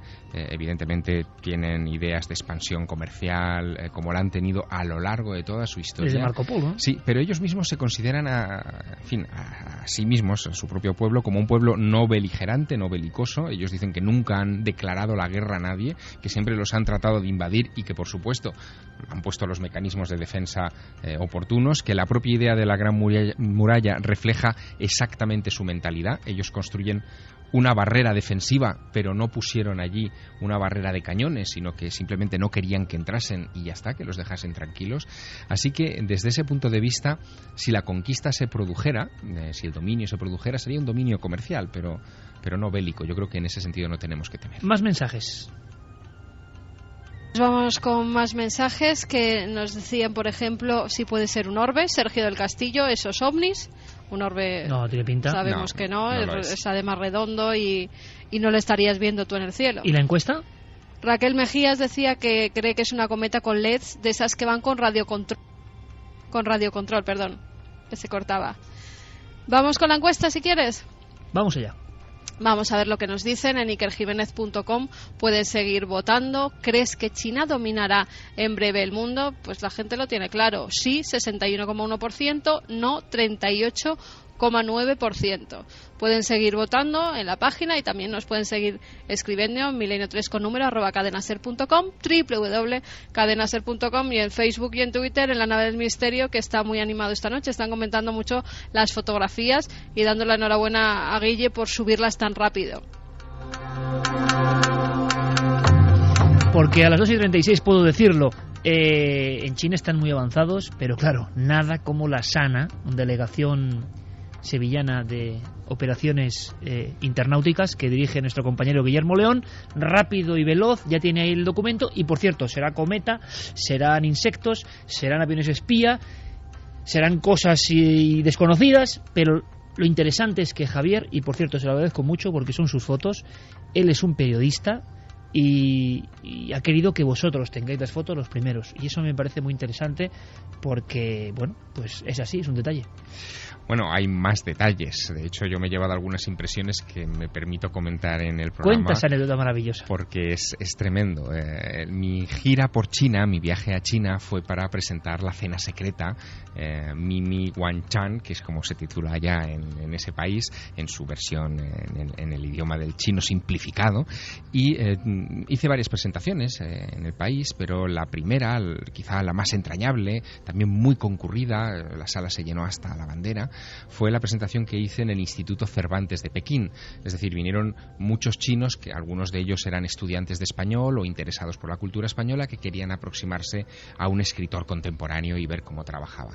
Las preguntas que yo recibí allí fueron probablemente de las más inteligentes de toda esta gira de 100.000 kilómetros alrededor del mundo para hablar de mis obras este año 2011. Pero hubo una chica china que estaba sentada al fondo de la sala. China, estaba sentada al fondo de la sala, que levantó la mano para hacer una pregunta, y cuando la formuló en un español bastante correcto, me quedé perplejo. Lo primero que dijo fue que ella todas las semanas escuchaba Milenio 3. Después pidió que tradujeran La España extraña, uno de mis primeros libros, al chino, cosa que hizo que los ojos de mi editora pasaran de rasgados a redondos en cuestión de milésimas de segundo, pero me llamó muchísimo la atención ese detalle de que nos había buscado en la red, que estaba interesada en los temas que contaba y que estaba allí en el Instituto Cervantes aquel día, no solo porque era estudiante de español y fascinada por la cultura española, sino sobre todo porque era oyente y seguidora de los misterios tal y como nosotros los enfocamos en este programa. Es increíble e impresionante, porque hay mucho interés, por ejemplo, por las conspiraciones. Luego seguiremos vagando entre la antigüedad y el presente. Conspiraciones. Ahora me cuentas, Javier, por qué en la red hay ciertas limitaciones que sorprenden. Gratuidad por un lado, pero por otro hay páginas vitales que no les dan importancia o que dicen están incluso prohibidas. ¿Podríamos resumir, Santi, cuáles son en China las grandes conspiraciones? Porque nos podemos llevar sorpresas hoy. Pues fíjate que a día de hoy en la lista de bestsellers en China, aparte de los libros de Javier, hay 3 libros, no me digas que hay amigos tuyos chinos también. En cierto sentido, que tienen, uno de ellos se llama Guerra de Divisas, otra China infeliz, que tienen el mismo leitmotiv, y es una teoría de conspiración que se está haciendo muy popular en China. Lo curioso y luego lo mencionaremos, es que justo la contraria se está haciendo muy popular en Estados Unidos. La teoría de conspiración consiste en que Occidente en general, Estados Unidos en particular y el banco Goldman Sachs muy particularmente están conspirando, creando la actual crisis económica. ¿Para qué? Para frenar la economía asiática en general y la China en particular, a la que ven como una amenaza, como una posibilidad de que cambie el eje de polaridad económica del mundo y se desplace hacia Oriente a una velocidad que no estaba ni muchísimo menos prevista, y entonces esos bancos norteamericanos, esas empresas norteamericanas han generado todo este sufrimiento que estamos padeciendo para frenar esa amenaza. O sea, conspiración en China, ante todo, sobre todo, conspiración económica. Sí, pero claro, las teorías de conspiración tienen estos contrasentidos, y es que en Estados Unidos, justo cuando se habla también de estas cosas, hay muchos que empiezan a decir, no, esto lo han provocado los chinos. ¿Para qué? Efectivamente, los chinos son actualmente los tenedores y los compradores de una gran parte de la deuda pública de los países occidentales, de España, de Estados Unidos, etcétera, etcétera. Probablemente Occidente a los que más le debemos es a China. Y según su razonamiento, sobre todo la crisis de la deuda soberana y la crisis del déficit que tienen Estados Unidos y la crisis del euro, esa teoría de conspiración diría que los chinos la han provocado para seguir comprando deuda soberana de nuestros países y que nosotros estemos pagándoles unos intereses absolutamente desorbitados. ¿Para qué? Para enriquecerles aún más. Claro que eso precisamente es el encaje de estos libros que te he comentado, porque ellos dicen que efectivamente el gobierno chino se está equivocando, está comprando esa deuda soberana que dentro de poco no valdrá absolutamente nada, y entonces habrán hecho la inversión más ruinosa de su historia. ¿Quién tiene razón? Esperemos que nadie, y que esto se solucione pronto y para bien de todos. Javier Sierra, como periodista, enviado especial para hablar de sus obras literarias, llega a China y se da cuenta, casi es un contacto como para ver cómo está el mundo. Al conectar con la red pasan cosas, y cosas que son en el fondo retrato de un lugar de este planeta.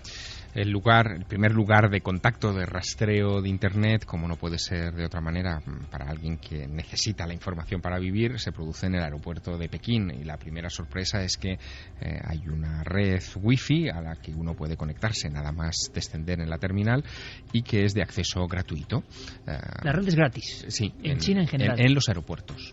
En los aeropuertos. Después en los hoteles habrá, en fin, según la categoría del hotel, la disposición del mismo, uno puede pagar una pequeña cantidad o también puede acceder de manera gratuita, pero lo que descubres es que en los aeropuertos es gratuito, y inmediatamente en los primeros contactos que tengo con ciudadanos chinos lo que veo es que todos ellos están conectados permanentemente a Internet. Es decir, permanentemente. Sí, yo creo que el acceso a la red o la dependencia de la red o el uso de la red es muy superior al que se hace, al menos en centros urbanos grandes como Pekín y Shanghái, muy superior al que se puede hacer en España. Qué curioso el contraste, porque sigue siendo República Popular China, un gobierno comunista. Bueno, es que el contraste viene después.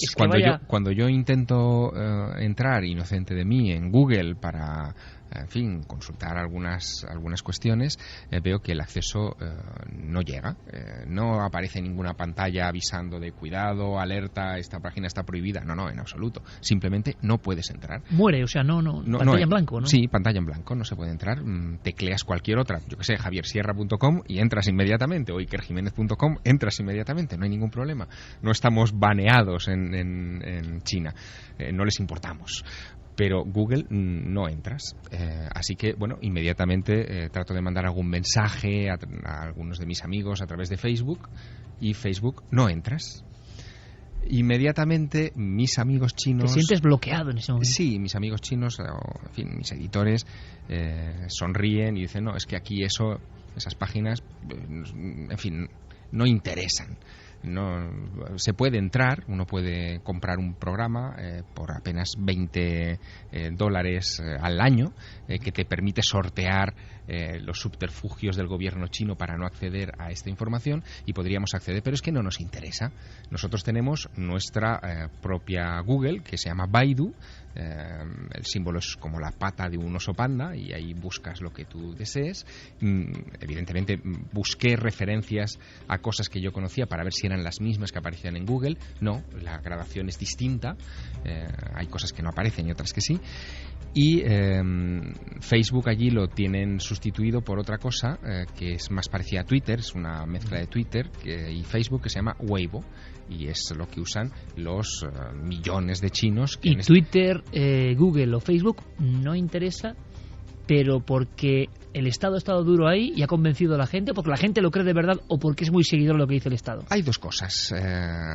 Por un lado, el Estado no ha favorecido que estas empresas hayan entrado en China porque consideraban que no iban a tener control sobre ellas y que por lo tanto podría darse una información errónea sobre este asunto. Pero es que tampoco a los chinos les emociona especialmente Google. Por ejemplo, yo pensaba que iban a tener una sensación como de carestía, de orfandad, ¿no? No poder entrar en Google. No poder entrar y les en Google. Importa un pimiento. Exacto. Y eso lo que marca es la enorme diferencia de mentalidad.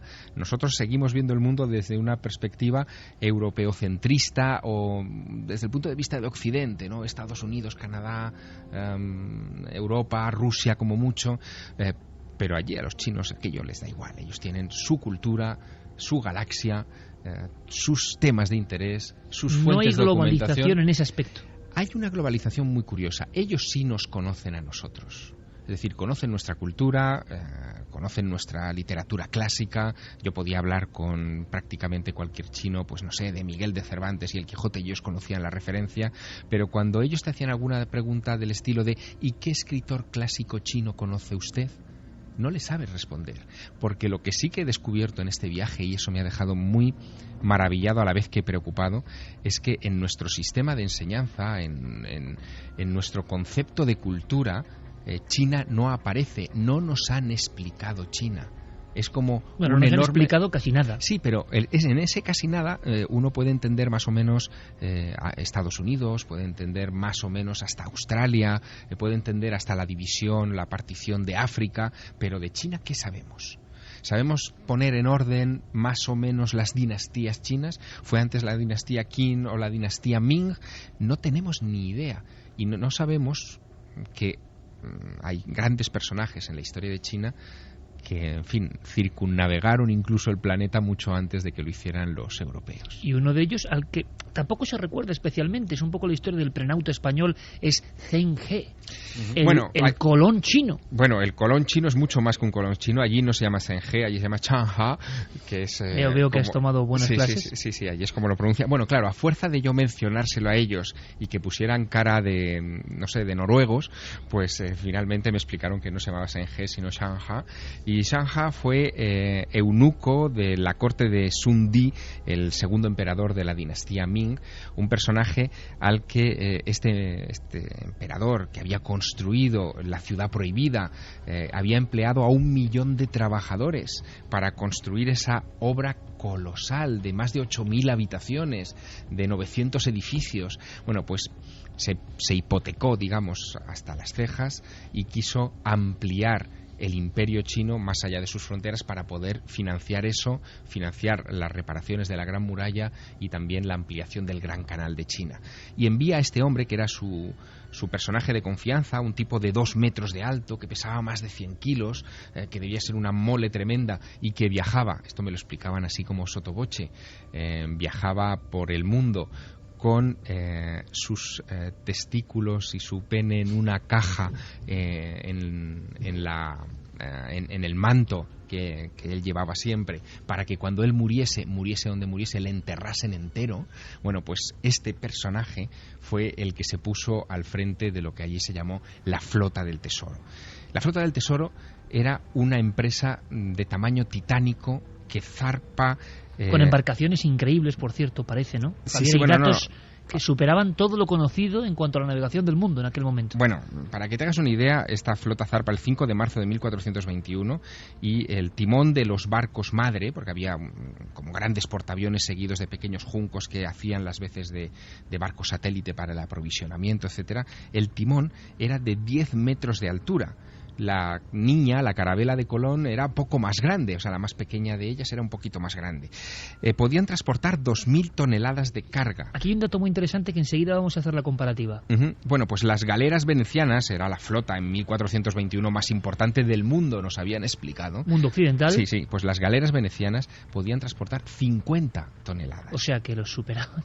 Bueno, 50 frente a 2.000. O sea, es una barbaridad. Tanto es así que si la flota del Tesoro china hubiera tenido que enfrentarse en aquel momento, es un cálculo fácil de hacer, a todas las flotas del mundo de aquella época que se consideraban poderosas o más o menos poderosas, los chinos las hubieran barrido con la facilidad, en fin, de una ametralladora a un grupo de personajes con cuchillos, ¿no? Y según algún estudioso, cuyo libro se convierte en bestseller hace unos 10 años, 1421 es la fecha, Zheng He y su flota llegan a América.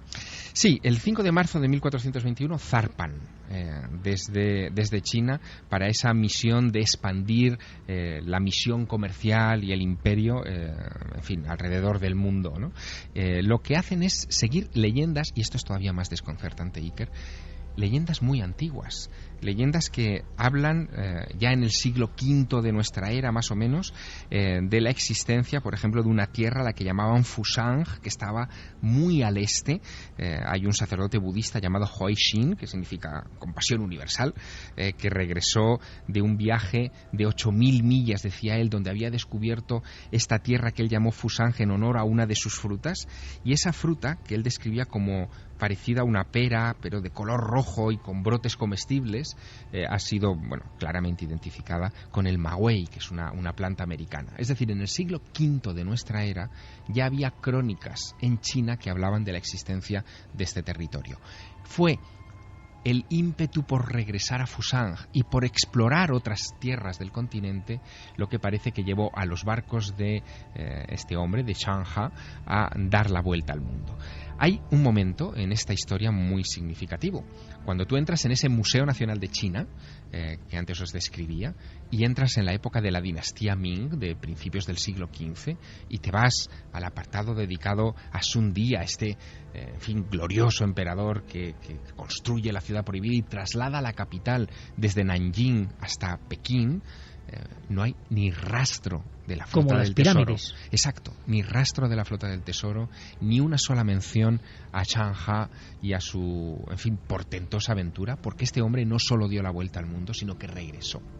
Regresó a China, pero la China que se encontró ya no era la misma. Habían pasado 3 años, y en ese tiempo había ocurrido algo que también nos ayudará a entender esta noche la mentalidad china.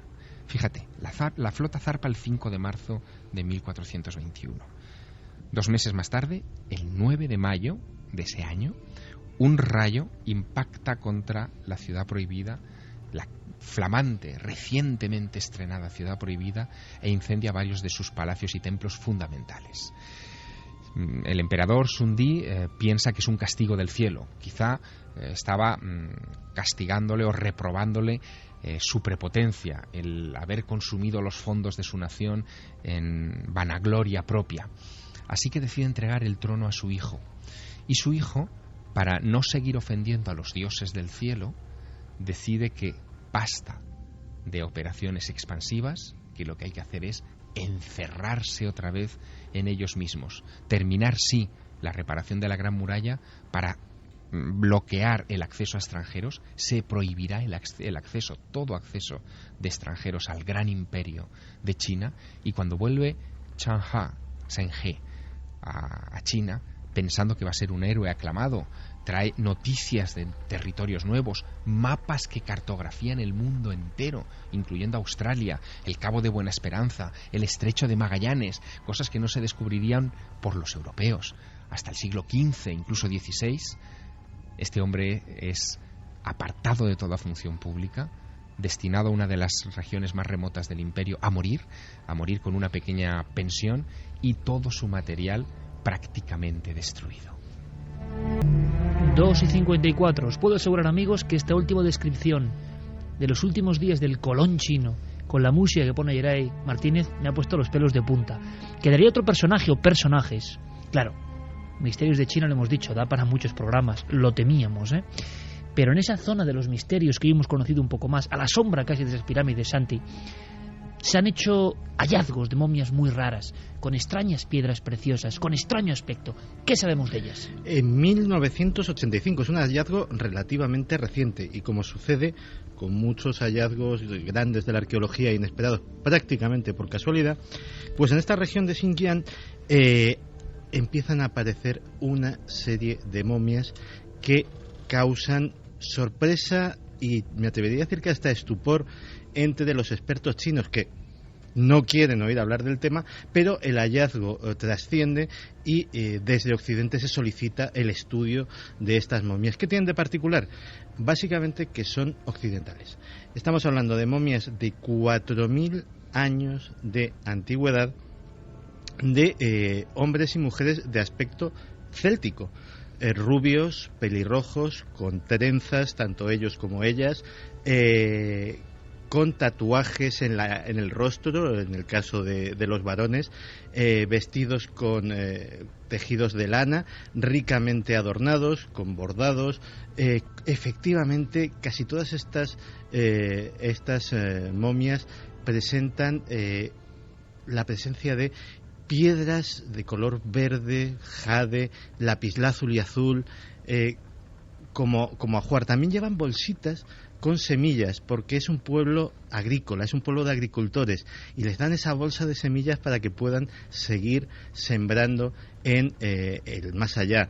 Llevan vestimentas ricas para aquella época, llevan botas de piel, llevan guantes en algunos casos.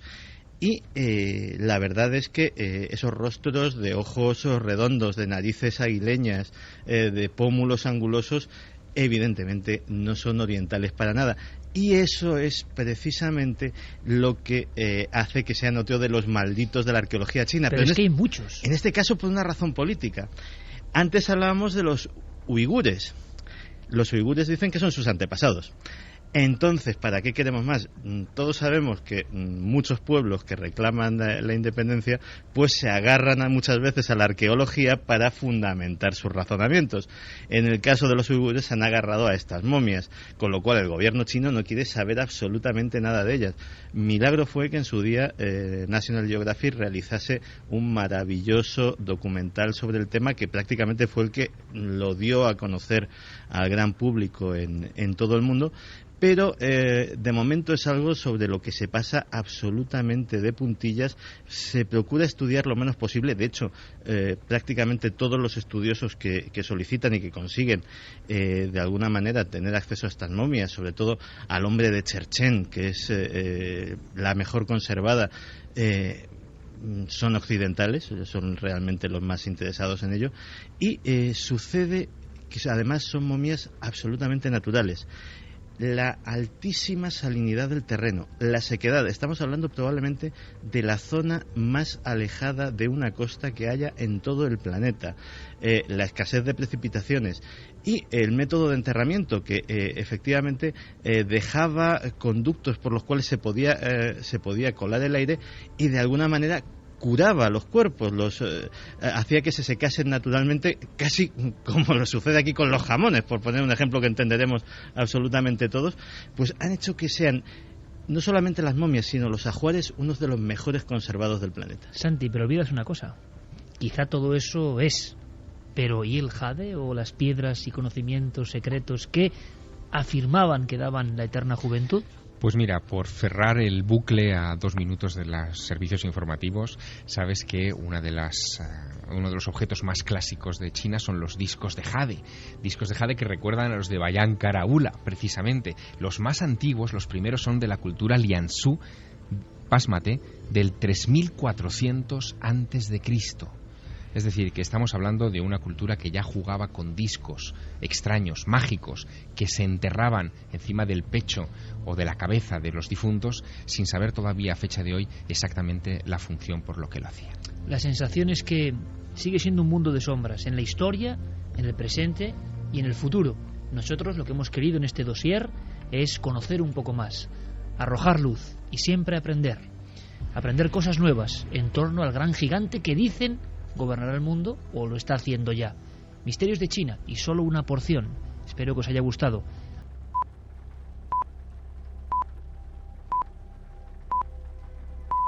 A día de hoy, por lo que sabemos, Javier, los estudiosos del cerebro, a nivel fisiológico, no acaban de entender cómo las sustancias se convierten en pensamientos. No acaban de entenderlo. Por mucho que nos cuenten y que creamos saber las cosas, la realidad es que el cerebro sigue siendo tan desconocido, a pesar de que lo mapeemos y lo controlemos como con un satélite, como siempre. No sabemos el milagro de algo químico, biológico, que se convierte en pensamiento, en conciencia con toda su complejidad. Quizá esta historia, viene a colación, ocurrió en Villafranca de los Barros, Badajoz.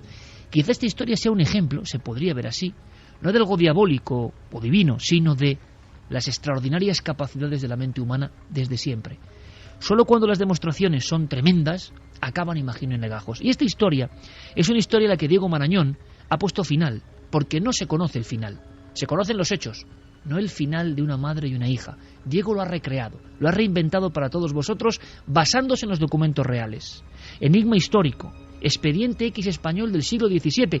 Y yo recuerdo con mucha emoción cuando se encontró un manuscrito que ponía hechos sobrenaturales en la pared, empotrado y escondido de la parte superior del archivo histórico de Villafranca de los Barros en Badajoz.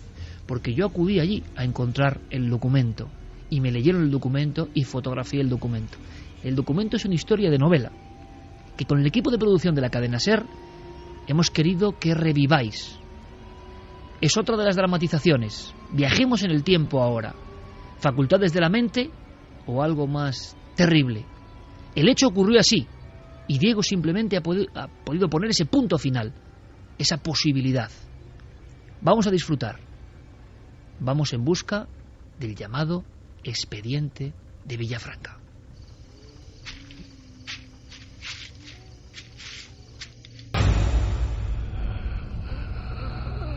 El manuscrito de Villafranca.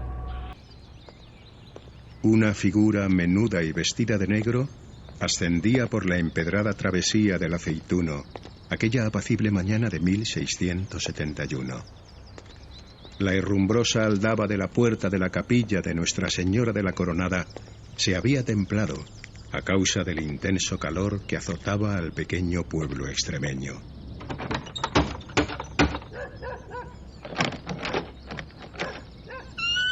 Buenos días, don Cosme. Hola, María. Me alegra verte, hija. Gracias, padre. Le confieso que vengo algo inquieta por los rumores que rondan por el pueblo. El rostro del sacerdote se demudó instantáneamente. Sí, ya imagino. ¿Qué has escuchado? Parece que las campanas sonaron solas a medianoche. Dígame, padre, ¿es cierto? No puedo sino confirmarlo, hija. Por 3 veces. Yo mismo lo escuché. ¿Pero cómo es posible? En verdad es algo que escapa a mi entendimiento. Pero don Manuel, el señor alcalde, puede dar fiel testimonio de que tal prodigio aconteció realmente. Él mismo, junto a don José, el alguacil, se encontraban en el exterior de la ermita cuando las 3 campanadas rasgaron el silencio de la noche. La mujer escuchaba ensimismada el relato del inexplicable suceso acontecido la noche antes. ¿Quizá algún intruso? No. Al sentir el alboroto me compuse de inmediato y junto a ellos y otros vecinos registramos la ermita palmo a la luz de unas velas. Que el Señor me lleve si no estaba cerrada conciencia. Nadie había dentro y no corría ni una brizna de aire fuera. Dime, María, ¿no alcanzaste tú a oírlo? Bien sabe Dios que no, padre. La niña ha estado inquieta últimamente y yo caí rendida al poco de anochecer. Pero dígame, ¿qué cree usted que augura este milagro? Lo ignoro, pero barrunto que nada bueno ha de traer. Dicen los viejos que el tañir de campanas malditas nunca ha sido cosa baladí. Habremos de confiar en la providencia entonces. En fin, padre, yo venía a solicitar su beneplácito para bautizar a la niña. Ah, así que ¿es eso lo que te ha traído aquí? Así es. Mi Antoñita tiene ya 3 meses y no quisiera dejar pasar más tiempo.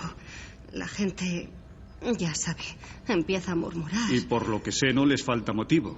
¿No es así, María? ¿Qué quiere decir? Bien lo sabes. Lo mismo que el rumor del milagro ha llegado hasta tus oídos, a los míos han llegado otros no menos preocupantes. Padre, yo... No me andaré con rodeos. ¿Es cierto eso que dicen? ¿Que escuchaste llorar a la niña cuando aún la llevabas en tu vientre? ¿Por qué lo has mantenido en secreto hasta ahora? ¿Acaso desconoces que es un fúnebre presagio? Contesta, María. Sabes que te aprecio. Desde que murió Rodrigo solo ha sido mi intención ayudarte. La vida en Villafranca no es fácil para nadie. Como tampoco había de serlo en Olivenza para que decidierais asentaros aquí. Pero para una mujer viuda... ¿Cuál es mi culpa? ¿Qué se supone que he de hacer yo? Dígame, padre. Está bien. No penes, hija mía. Nada más lejos de mi intención que mostrarte el camino hasta las mazmorras del Santo Oficio en Toledo. Bien. Sea. Fijaremos la fecha del bautizo para el primer domingo del mes próximo. Trae a tu pequeña y que su sonrisa nos ilumine, que falta nos ha de hacer. La mujer abandonó la ermita con cierto alivio al comprobar que contaba con el discreto apoyo de don Cosme. No en vano, los ecos de acusaciones ante el Tribunal de la Inquisición de Llerena y de los castigos que la institución aplicaba eran moneda habitual por aquellos parajes extremeños. María volvió sobre sus pasos hasta la casa de su primo, don José de Rivera Padua, médico del pueblo. El hombre había procurado cobijo a la joven y a la pequeña Antonia tras la prematura muerte de su marido. El día transcurrió con normalidad hasta que las tinieblas de la noche prepararon el camino a los malos augurios que sobrevolaban el pueblo. En una de las estancias de la casa, alumbrada tan solo por la pálida luz de un cirio, María y su hija reposaban apaciblemente sentadas en un viejo sillón. Mira qué tranquilita está, José. ¿No se te figura que cada vez se parece más a madre? Puede que sí, puede ser. He de salir un momento, María. ¿Dónde demonios habré puesto mi capa? ¿A dónde te diriges? Mira que hace rato que ha caído la noche. Como que son ya casi las 8. Pero he de ir a reconocer a doña Teresa. Parece que ha empeorado. Tú deberías recostarte y descansar, pues mucha es la faena que nos espera mañana. Isabel y yo te despertaremos con la amanecida y nos llegaremos los tres hasta... Oh, ¿qué te pasa a ti ahora, ángel mío? ¿Qué tienes? María, fíjate en su carita. Tiene el rostro encarnado. Señor, es verdad. Y está toda rígida. Antoñita, ¿qué te ocurre? ¿Por qué te agitas de ese modo? ¡Antonia! La pequeña movía con violencia sus extremidades en todas direcciones ante los atónitos ojos de sus familiares. El terror, sin embargo, no apareció hasta que la niña, con lentitud, comenzó a erguir su cabeza, a estirarse en un movimiento del todo antinatural. José, ¿qué le pasa? ¿Qué diablos le pasa a mi hija? Déjala. ¡Suéltala ahí! ¡Suéltala, te he dicho! Acto seguido, como por instinto, los dos adultos se alejaron de la mesa de madera. Sobre ella, mirándolos fijamente, estaba la niña con sus dos ojos muy abiertos y la boca esbozando una risa que helaba la sangre. Poco a poco se colocó a gatas, intentando ponerse de pie.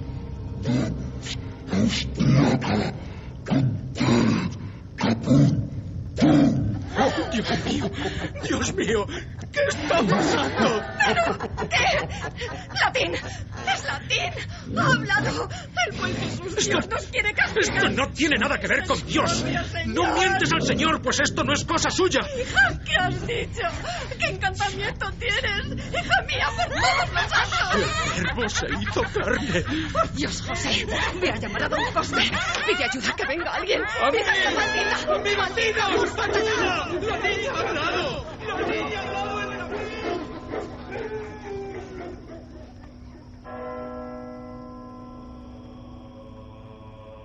Antonia Batista, de 3 meses de edad, continuó forcejeando con movimientos antinaturales durante varios minutos, tal y como se recoge en el informe redactado por las autoridades.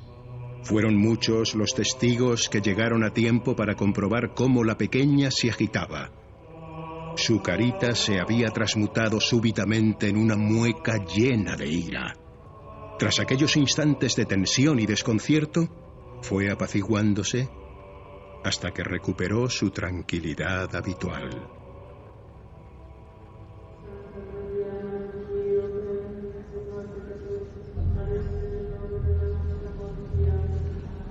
En la ciudad de Llerena, a 15 días del mes de junio de 1672, estando el señor inquisidor don Álvaro Guerra de Bolaños en la sala del Santo Oficio, mandó traer a ella de las cárceles secretas a María Batista, viuda de Rodrigo de Sequerra, vecina de Villafranca de los Barros. Dijo ser de edad de hasta 30 años y dio su genealogía diciendo que era cristiana y madre de una niña de 3 meses de nombre Antonia. Recluida bajo juramento, prometió decir y declamar verdad de lo que supiese acerca de lo que le fuese preguntado en esta audiencia por la determinación de su causa de encantamiento diabólico de su hija. La dicha María y su hija fueron presas y con secuestro de bienes y hechos sus ritos y ceremonias en esta audiencia, no confesó cosa alguna. Conclusa su causa, fue votado en que las susodichas fuesen puestas en tormento. Tornado a ver su proceso en consulta, se votó que ambas fuesen admitidas a conciliación en forma de auto de fe público, en que primero y ante todas cosas fuesen puestas y se prosiguiese con ellas el tormento in capum alienum, según pareciese a los señores inquisidores. Las palabras que salieron de la garganta de la pequeña Antonia Batista fueron interpretadas como una profecía sobre los males que se avecinaban sobre la monarquía hispánica. Domus austriaca conterret capuntum. La casa de Austria enloquece. En efecto, Carlos II, apodado el Hechizado, sería el último rey de la dinastía de los Austrias. Fue mandado dar varias vueltas al garrote y la dada dijo: «Ay, desdichada de mí, no tengo más que decir». Fue mandado dar una vuelta más, expirando la condenada entre ahogos y su hija endemoniada a continuación. Si para cumplir y ejecutar lo contenido en este nuestro mandamiento se tuviese necesidad de favor y ayuda, exhortamos y requerimos, so pena de excomunión mayor, latae sententiae, trina canónica y 10 ducados para los gastos extraordinarios del dicho santo oficio. Fecha en Llerena, a 15 días del mes de junio de 1672. Mientras ascendía uno a uno los empinados peldaños de la escalera de caracol, don Juan Mateos, el archivero de Villafranca, sentía cómo aquellos legajos se hacían más y más pesados. Con la única ayuda de la pálida luz procedente de un llameante candil de aceite, recorrió la escasa distancia que lo separaba de aquel depósito de historias olvidadas. El viejo escribano apoyó por última vez las 30 hojas manuscritas con el registro de lo sucedido en una mesa situada al lado de la polvorienta estantería, donde se apilaban papeles que empezaban a amarillear. Y empapando su pluma con algunas gotas de tinta, procedió con mano temblorosa a identificar aquellos extraordinarios documentos. Hechos sobrenaturales. El archivero cerró los ojos una última vez y balbuceó una rápida oración, encomendándose quién sabe a qué. Cuidadosamente arrancó las últimas páginas con la intención de que no quedase constancia del terrible final de María y su hija, y procedió a retirar uno de los ladrillos que revestían la pared. Allí, en el improvisado hueco lleno de polvo y telarañas, don Juan Mateos depositó el informe judicial que atestiguaba la realidad de uno de los primeros y más extraordinarios expedientes X españoles.